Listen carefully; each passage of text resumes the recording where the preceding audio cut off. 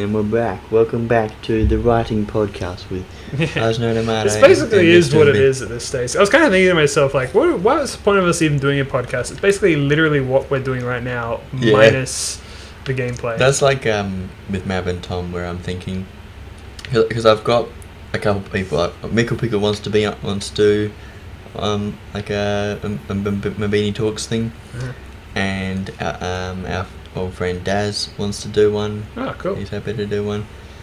And so I've just been thinking, why don't I just call it a podcast? Because all I'm doing is overcomplicating it for myself for no reason. That is true. I will say though that you do split it up and animate bits. Well, yeah, I put little pictures, and I like that. Little pictures. Yeah. So I mean, it's not really a podcast. Podcast, I feel like, has to be at least like half an hour of unedited, well, not unedited, but half an hour of talking. Yeah. The thing is, like, I just have this thing as well where it's like, if there's gonna be a podcast, if we're gonna make a podcast, we gotta make it somewhat unique, in my opinion. Yeah. So I don't know. But considering like the only thing in my life that I care about is like creating things, I thought that'd be a pretty good fit. A lot of podcasts that are basically the same idea, just with different people, like a different person doing the idea, which is like they want to interview certain people. I will. But they don't always interview the same people, so it's kind of different in that approach. Yeah, I will say the Create Unknown, the ones I was listening to, I was like, this is interesting, and they're not really talking about the things that I would talk about, and also I kind of disagree with them on some of their ways of thinking. So I was kind of thinking that if we were to make one, we could create a rival podcast called the Create Known, where we're like, so these guys talking about this, and we're just being real mad. Creating stuff really is like my life. Yeah. And I love to do it. And I love to think about it and talk about it, and I would like to, express that in many ways. That's what I like to point out. What? People's like, I know it looks like I just go to work and go home and play video games. Yeah. But I do create stuff, and that's my life. Yeah. It's a way of expressing yourself. But for me, it's literally, if I had to describe myself with one word, it would be creative, because that's all that really drives me. Yeah. And that's not I'm not saying it in a negative way, I'm saying it in like a positive, like, this is my identity, it's what I identify with. Yeah. And I've said it before, and it's interesting, I think I probably said it on the show, it's something that I say a lot, but and again, this is something I kind of heard on the Create Unknown, where for me personally, I love to create, right? There is no end, right? It's not a means to an end. It's not a way to, it's not like a career path that I've chosen just because I think I can make easy money out of it or anything like that. Quite the opposite, in fact. Yeah. I do it because I love it. And I do the spin attack. He's not doing it. Okay. I think it's probably an extra, yeah, there is. I thought he was letting up a river fart right there. He's just like...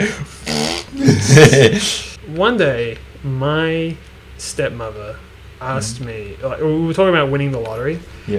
And we were talking about what we'd do with the money. I said, I would use that money to fund my projects. And she said, you wouldn't retire? And I was like, absolutely not. Yeah. It's not what I'm like. Yeah. And I said, if I had no money, if I had literally nothing, I'd still be scratching pictures into the pavement with my fucking nails. Yeah. And that's what I'm like, Yeah. And, that's how I feel about, just generally being creative and creating things online and stuff like that. It's like, you gotta do it because you want to do it. Yeah. Right? And you can probably tell, but we don't get anything out of same financially. Yeah. We could have stopped this years ago because it's never been very successful, but the reason we do it isn't because we're trying to find success as much as we're just making stuff because we enjoy making it. Yeah. And I think that's something that a lot of people don't appreciate or understand these days on YouTube, particularly. Am I preaching too much right now? No. Okay. maybe just a tad. I would look forward to retiring from working at a job on a daily basis. Right. Because that's going to take a toll. and I'd rather be doing the creative stuff on a daily basis. Yeah. But then the job helps fuel and give me energy to do the creative and look, stuff. that's what I'm saying. It's like you shouldn't mock people or bring down people who have a job that they might not necessarily like. Well, they say a change is as good as a holiday. So if I'm like, I don't really want to be doing this anymore. And I don't necessarily think that wanting to retire is a bad thing either, or like a sign that you're discontent. I mean, there are lots of like great creatives that have like kind of reached their like, I'm satisfied with what I've made and I'm happy to just kind of settle down a bit. Although I will say there are, and I would definitely be like this, I have no interest in ever retiring. There are people who are like, maybe like a project really exhausts them, right? Yeah. And then they're like, man, I want to retire.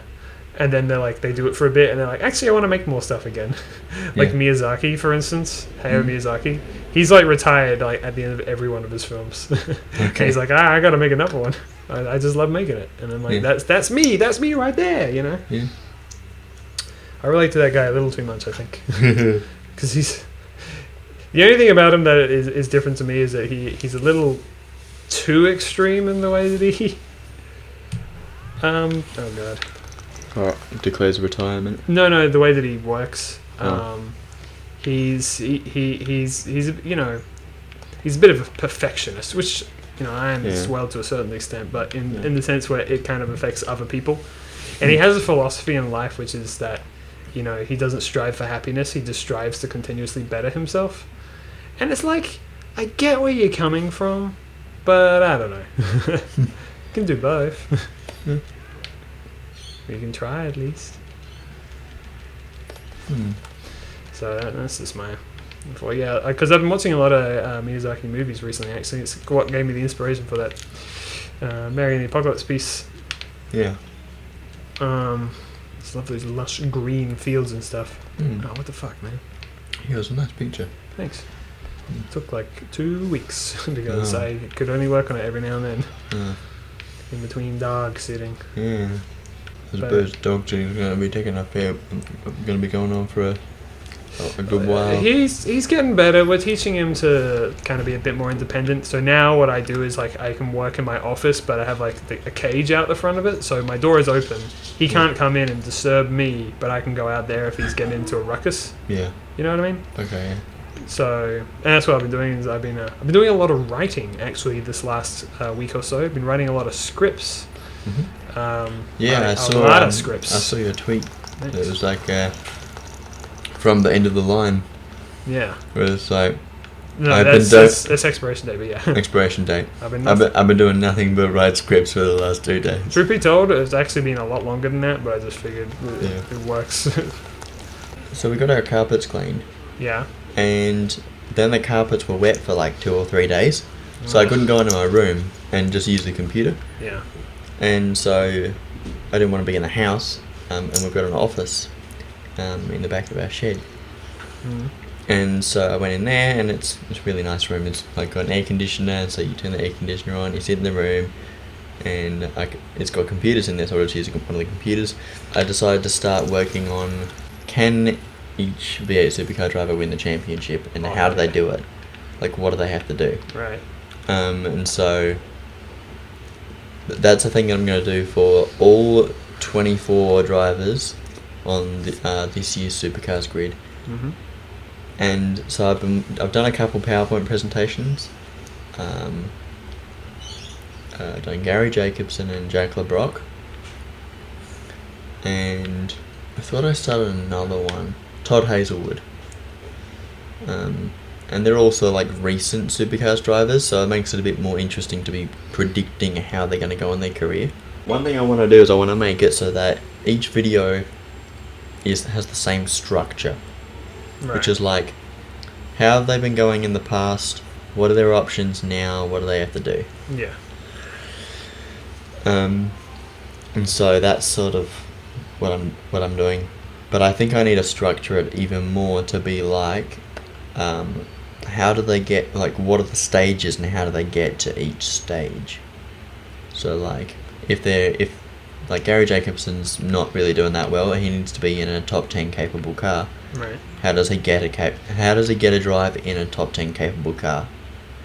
So that makes me think, well, he has to perform well in what he's got, and demonstrate that he is beyond the machinery that he's got, so that a team that can give him that car will be like, yes, we want this guy to drive our car.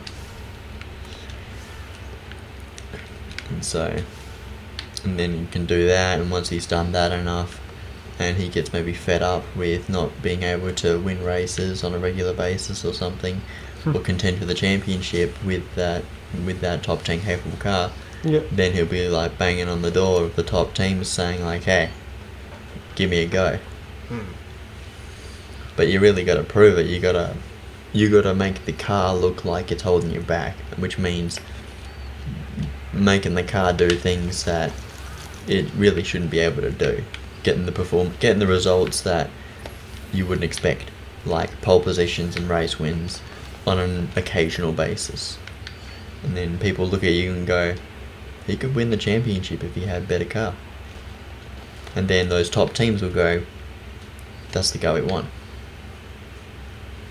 And so, I think, just thinking out loud, I reckon that's probably what I should be doing with this series, just to make it more structured like that. I think that's a really good idea, and I'll tell you why. It makes cutting down or breaking down videos into segments like that is really helpful. Yeah. To structuring them. That's what I've been doing for my scripts. Where the first thing I do before I even do research is that I write down this segment, this segment, this segment, this segment, and it's really how you write essays. Like the way I write essays, at least, is that first I just break it down into the small segments and categories, and then you build it up. And it's actually interesting. It's been proven as well on YouTube that to have a YouTube broken up into easily digestible segments is really good. Yeah. Like a numbered list. Yeah. There you go. There's the Jenny Nicholson reference for today, for the session, because apparently we always have to do that.